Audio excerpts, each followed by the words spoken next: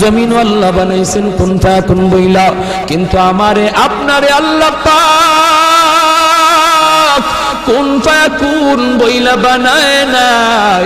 আমাকে আপনাকে যখন আল্লাহ বানাইছে, খালাকতু বিয়াদাইয়া, আল্লাহ বলে আমি আমার নিজের হাত দিয়া বান্দা বান্দিরে বানাইছি।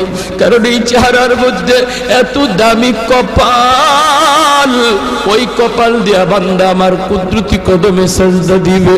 এই কপালটার এত দাম, এই কপাল কুন ফায়াকুন বললে হয় না, এই কপাল ফেরেশতাদের হাতে বানাইলেও হয় না, আমি আল্লাহ নিজের হাতে বানাইছি।